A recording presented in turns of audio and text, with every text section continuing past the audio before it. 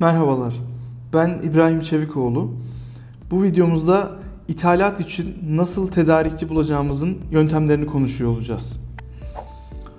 İthalatla alakalı öncelikle ülkemizin durumunu şöyle bir inceleyecek olursak, 2019 verilerine bakacak olursak, 200 milyar dolar ithalatımız ve 170 küsür milyar dolar ihracatla ülkemiz net ithalatçı bir ülke konumundadır.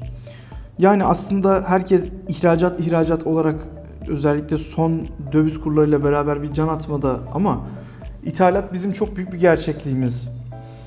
Esasında önceki videolarda konuşmuş olduğumuz ihracat için doğru pazar seçimini üzerinde durmuştuk hatırlarsanız. Aslında belli ürünler için de üretici ülkelerin biz hedef pazarı konumundayız, biz doğru pazarı konumundayız. Esasında içeride talep olan ürünlerle alakalı üretici ülkelerde bizim ülkemizde belli pazarlama faaliyetleri yapmaktadırlar. Dolayısıyla ülkemizin ithalat gerçekliğini bilmeden kendi yapacağımız ithalatları da konumlandırmak pek doğru olmayacaktır. Ülkemizin ihracatı önceki videolarımızda da bahsettiğimiz gibi dahilde işleme rejimi kapsamında %60 ithalata dayalıdır. Dolayısıyla bizler hem iç piyasaya satış yapmak amacıyla olsun hem kendi ihracatımız için olsun ithalat yapacaksak bunun alternatifinin oluşturulması çok önemlidir. Yani hali hazırda Çin'den aldığımız bir ürünün alternatifini eğer bulabilirsek dünyada başka pazarlarda belki daha yakın, belki daha ucuz, belki daha kaliteli veya termini daha hızlı alternatifler bulursak ithalatımızın iyileştirilmesi anlamına gelmektedir. İthalatımız iyileştiği zaman ithalata bağlı olan ihracatımız da ona bağlı olarak iyileşecektir. Evet biliyorum hani ham maddeyi ara mamulü değiştirmek, riske atmak kolay değildir. Ancak bir numune istemek veya alternatif aramak kesinlikle bize bir şey kaybettirmeyecektir. Dolayısıyla ister iç piyasada bir mal satmak için ithalat yapacak olalım, ister ihracatta kullanmak üzere bir ithalat yapacak olalım, mutlaka alternatif bir ithalatın, alternatif bir tedarik pazarının, alternatif bir tedarikçinin bulunması çok ciddi önem arz etmektedir. Peki ülkemizin durumundan bahsettikten sonra ürünümüzle alakalı tedarikçiyi nasıl bulacağımızla alakalı yöntemlere biraz geçelim. Her şeyden önce bütün konularda olduğu gibi burada da ürünün teknik detayını biliyor olmamız çok önemlidir. Çünkü bu sefer alıcı biziz ve en büyük risk belki de bize ait. Yani yanlış bir ürün gelecek olursa yapacağımız ödeme boşa çıkmış olabilir.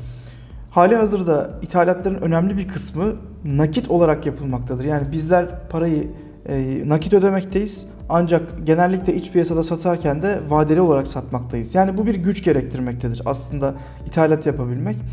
İhracatta mesela vadeler olabiliyor, peşin de olabiliyor ama ithalatta ağırlıklı olarak bizler peşin ödeme yapmak durumundayız ve döviz ödüyoruz. Özellikle son durumla beraber ithalat yapabilmek gerçekten ciddi bir güç işidir. Ama esasında Türkiye'nin gerçekliğine baktığımız zaman da Türkiye'nin belki en de önde gelen firmaları, en zengin insanları yurt dışı lisanslarla burada üretim yapanlar veya net ithalatçı konumundaki insanlardır. Ama bizim ürünümüzle alakalı kısma gelecek olursak, öncelikli olarak o ürünle alakalı dünyadaki ihracatçı ülkeleri öğrenmemiz gerekiyor. Yani şunu demek istiyoruz, gümrük istatistiklerinden hangi ülkelerin bu ürünle alakalı en fazla ihracat yaptığının listesi mutlaka incelenmelidir. Bizim belki bilmediğimiz yakın coğrafyamızda farklı alternatifler mümkün olabiliyor. Bu ihracatçı listesinin içerisinde bizim hali hazırda çalıştığımız ülkenin içerisinden de bir tedarikçi bulma yoluna gidilebilir. O ülke dışında farklı bir ülkeden de mal tedarik yoluna gidilebilir. Burada tabii ki ürün aynı gibi gözükse de ürün segmentasyonu farklı olabiliyor. Yani bir ham madde alınacağı zaman bir Amerika'nın ham maddesiyle, belki bir Suudi Arabistan'ın ham maddesiyle, bir Özbekistan'ın ham maddesi çok farklı olabiliyor. Bu anlamda tabii ki ürünler doğru bir şekilde seçilmeli. Yine burada ürünün teknik detayı çok ciddi önem kazanmaktadır. Peki ihracatçı ülkeleri çıkarttık. Bunların içerisinden bizim belki haberdar olmadığımız yakın bir ülke var. Veya hali hazırda aldığımız pazardan, aldığımız ülkeden başka bir tedarikçi bulmak istiyoruz. Bu zaman tedarikçiye nasıl ulaşacağız? Bu kısma biraz bakalım. Hatırlayacak olursak dış ticaret istihbaratı ve yeni nesil müşteri bulma yöntemleri ismiyle çekmiş olduğumuz bir video vardı. Bu videoda şu sorunun cevabını arıyorduk. Bizler nasıl yeni nesil yöntemlerle müşteri bulabiliriz? İşte bu sorunun cevabının aslında tersini şu anda konuşuyoruz. Yani bizler nasıl ihracatçı bulabiliriz? Bizler nasıl üretici bulabiliriz? Bu mantığa şu anda odaklanacağız. Hatırlarsanız bahsetmiş olduğumuz dünyada 30-35 ülkenin gümrük verilerinin açık olduğu ve bunları legal bir şekilde satın alabildiğimizi söylemiştim. Genellikle bu verileri bizler müşteri bulmak için kullanıyoruz ihracatta. Ama bunun ters mantığı ve belki de çoğu üreticimizin atladığı konu, bunun ters mantığında çalıştığımız zaman biz alternatif tedarikçileri, alternatif üreticileri de bulabiliriz. Burada gerçekleşmiş ticaretler olduğu için yani bir malı gerçekten bu adam satabilir mi, bu şirketten alabilir miyim, kaç paradan alırım gibi böyle şaibeler aslında burada bitiyor. Buna yer kalmıyor. Çünkü gerçekleşmiş beyanname verisiyle veya konşimento verisiyle karşı karşıya olduğumuz için ürünü satmış bir şirketle muhatap oluyoruz. Bunu öğrenmiş oluyoruz ve kaç paradan sattığını öğrenmiş oluyoruz. Belki ürün açıklamasında ürün segmentasyonunu da görebiliyoruz. Dolayısıyla bu gümrük verileri üzerinden ilk yöntem, en önemli yöntem olarak bu gümrük verileri üzerinden bir tedarikçi bulma yoluna gidebiliriz. Diğer bir konu, yine müşteri bulma yöntemlerinde anlattığımız ülkelerin ticari sicil kayıtları dediğimiz ticaret odalarında kayıtlı olan verilere bakmak suretiyle oralarda üretici olan veya dışarıya satış yapan toptancıları, ihracatçıları bulabilmek bizim için alternatif bir tedarikçiye ulaşmak anlamına gelebilir. Diğer bir bahsetmiş olduğumuz unsurlardan bir tanesi yine hazır pazar araştırma raporları. Yani hangi pazar bu konuda daha iyi bir üreticidir bunu görebiliriz. Benzer bir şekilde ülkelere özel firma rehberlerinden bahsetmiştik. Bu firma rehberlerinin içerisinde o ülkenin ihracatçıları, üreticileri veya tüm firmaları kategorize edilmiş halde bizim karşımıza geliyor. Burada bizler ilgili ürünle alakalı üreticileri veya ihracatçıları süzebiliriz. Diğer bir konu, LinkedIn veya sosyal medya üzerinden kendisini üretici olarak beyan etmiş firmalara ulaşabiliriz.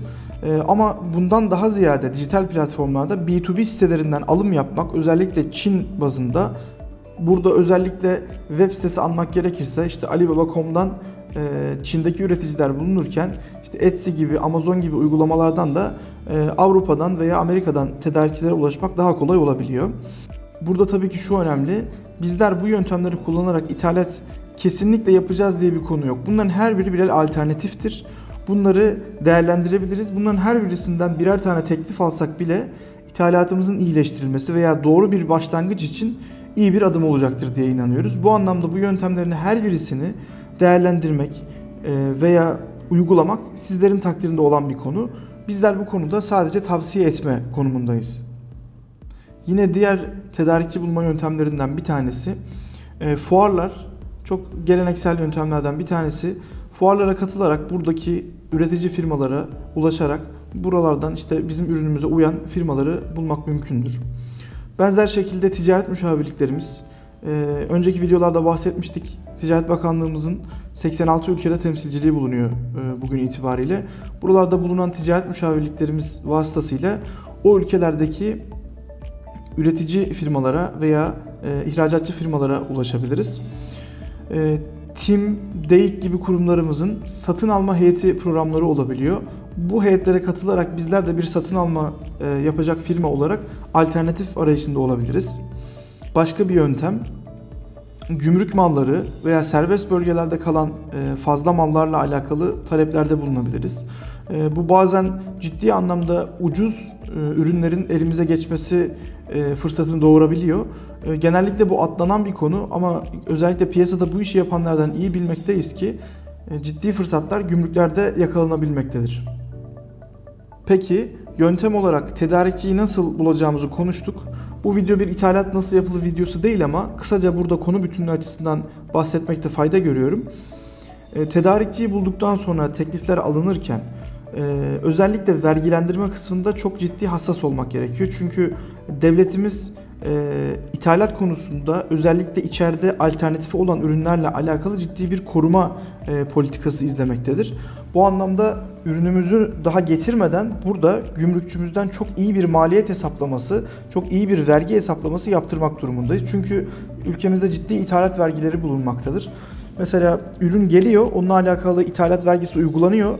Onunla beraber navlun bedeli de eklenerek tekrar ithalat vergisi istenebiliyor. Bunun için baştan vergi hesaplanmasının doğru yapılması lazım. Yine ihracatta olduğu gibi bunda da doğru bir banka seçimi, doğru bir lojistik seçimi, doğru bir gümrükçü seçimi gerçekten hayati öneme sahip.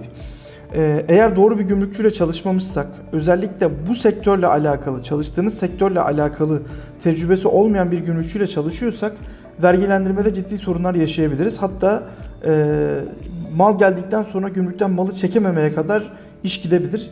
Gelmeden önce mutlaka ülkemizde bununla alakalı vergilendirmeler, varsa kotalar veya tarife dışı engeller mutlaka öğrenilmelidir.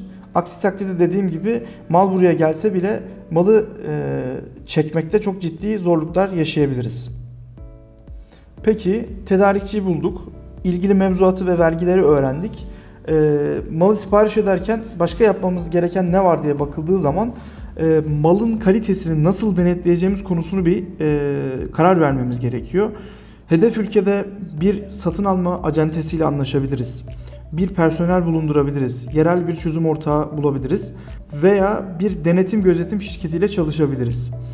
Bazı gözetim şirketleri mal ihracat ülkesinden çıkmadan önce kontrol etmektedir.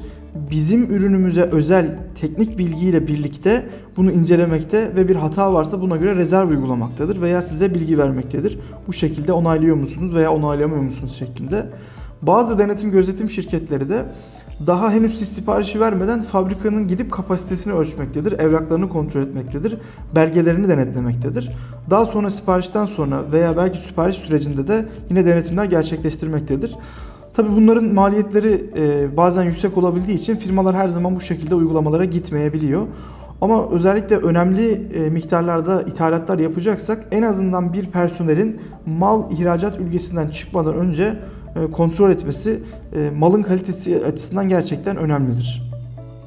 Peki bunları konuşuyoruz ama herkes ithalat yapabilir mi diye düşündüğümüz zaman şunu unutmamak lazım. Belki de %80, %90 oranla ithalatta adetlerin yüksek olması gerekmektedir. Yani belki bir makine tek satılabilir veya bunun gibi böyle spesifik örnekler olabilir ama bir ürünü getirmek istiyorsak ağırlıklı olarak bunun toptan olması gerekiyor. Nasıl ki bizler ihracatta, geleneksel ihracatta yekün toptan ticaret yapıyorsak aynı şekilde karşı ülkede bize toptan satmak durumundadır. Çünkü biz bir üreticiden alıyoruz veya üretici olmasa bile aracı da üreticiye bağlı. Bunu belli bir adetle satmak istiyor. Dolayısıyla eğer bizlerin sipariş verebileceği minimum adetler fabrikanın veya alacağımız ihracatçının gönderebileceği minimum sipariş miktarıyla tutmuyorsa biz zaten ithalatı çok zor yaparız veya alternatif ülke bakılması gerekiyor. Zaten biz de bu yöntemleri konuşuyoruz. Dolayısıyla ürünün teknik detayı ve termin süresi, minimum sipariş miktarı, kalitesi gibi unsurların mutlaka ithalat alternatifi ararken değerlendiriliyor olması gerekiyor. İthalatın iyileştirilmesi ve yeni nesil yöntemlerle nasıl tedarikçi bulunacağıyla alakalı söyleyeceklerimiz bu şekilde. Konuyla alakalı destek için web sitemizi ziyaret edebilirsiniz. Videoyu izlediğiniz için teşekkür ederim. Bir sonraki videoda görüşmek üzere.